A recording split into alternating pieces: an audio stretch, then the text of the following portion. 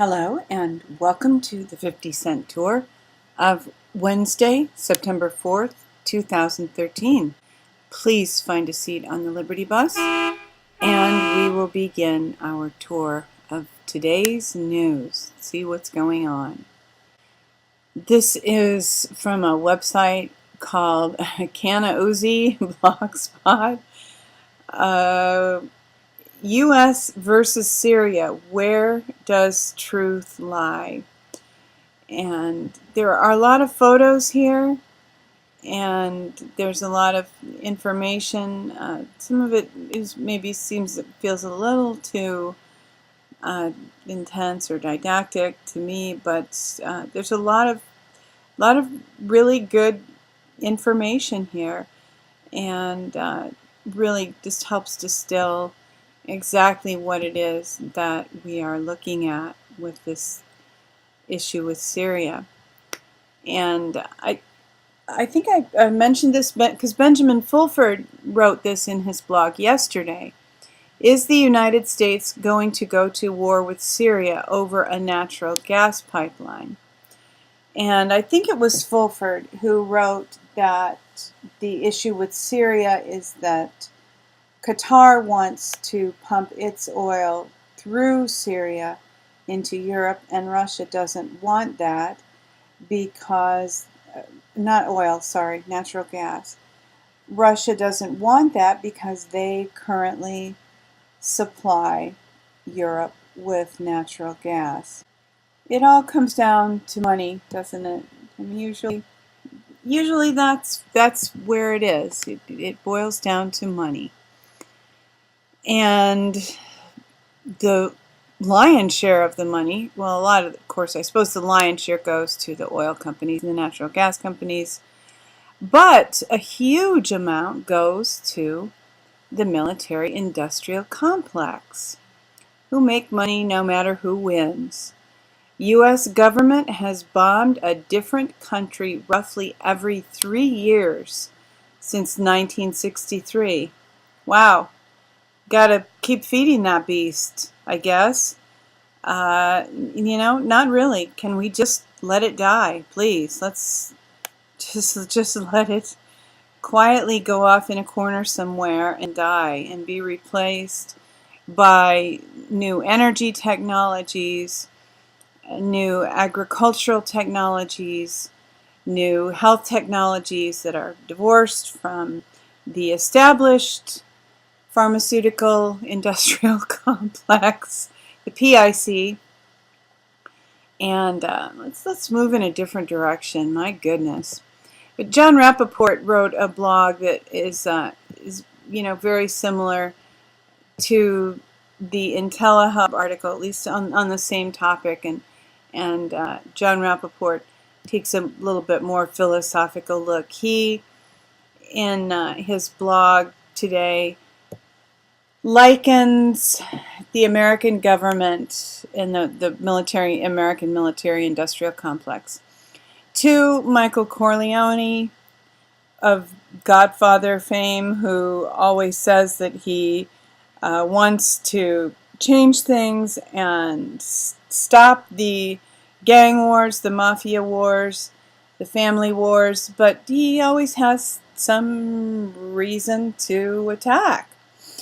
And this is just, John Rappaport can make very dark ideas more palatable, easier to process, and he certainly does that. And he's saying that the end of the American government is going to be like Michael Corleone's end. The federal government of the United States can squirm, faint, dodge, preach, and pontificate, but it has set itself up as a crime family. All that remain are the details. There will be war and there will be enemies. And he goes on to write about what happened to Michael Corleone when he tried to enlarge his territory by going to the Vatican Bank, and this paragraph, like the forces of evil in Italy, who were waiting for Michael Corleone to make his move and expand his empire into that region so they could spring their trap. The globalists are watching the machinations of the U.S. government, are drawing it closer to the flame where the temperature burns the moth, who is obsessed by the false light.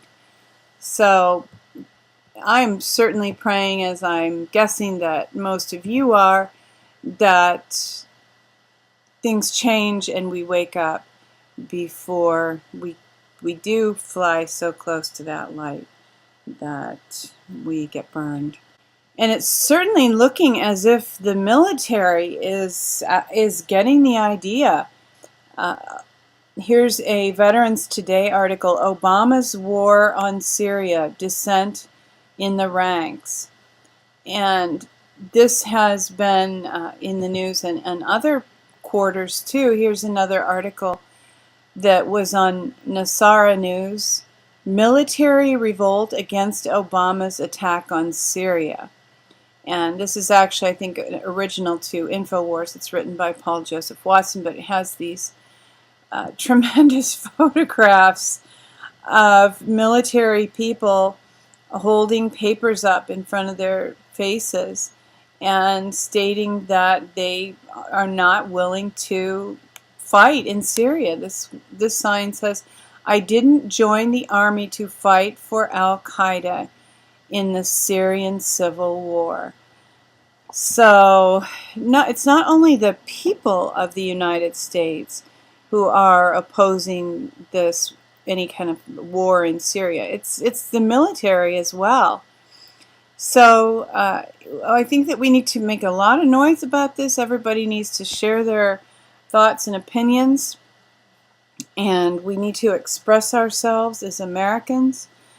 And we are, on paper, we have a government of the people, by the people, and for the people. And we need to require that. That is our legal and lawful place. And we all need to step into it and stop this madness. And here I have this article really just for fun, as much as anything else. And this is the good news, I guess you can say, that I'm ending the tour with today. Rowdy Piper talks They Live, Illuminati, and more. Rowdy Piper and Sean Stone were guests on Alex Jones yesterday, and even if you don't like Alex, I believe that you will probably enjoy this interview. There's about 40 minutes here, and Sean Stone gets into some pretty deep stuff, talking about mind control, and he believes that Obama is under hypnosis and also uses neuro-linguistic programming, NLP, to program people as he speaks. And there's just some. Rowdy Piper was the star of They Live, and he talks about that film, which is, I think, having an anniversary. And if you've never seen They Live, it's a truth or standard. They have these sunglasses that they put on, and when they put the sunglasses on, they can see how they're being deceived. They can read what the billboards really say, see who people really are. And it's not an A movie, it's B or C probably, but lots and lots and lots of fun. And as I said, it's a standard for liberty and truth people. So with that, hoping that this week is going well for you. And hey, since Monday was a holiday, it's going quickly. It's already Wednesday. The Daily Tour is a presentation of She Who Will Walk in the Dark Productions, and we thank you for joining us on today's tour. And we're thinking about changing the name of the video, not changing the format a whole lot, but just kind of doing an overhaul and giving it a new name. And as the civil defense whistle goes off, marking the first Wednesday of the month, the dawn is coming. Weeping may endure for a night, but joy comes in the morning. Hoping that you will love one another, take care, and insist on liberty. And don't panic. It's only a test.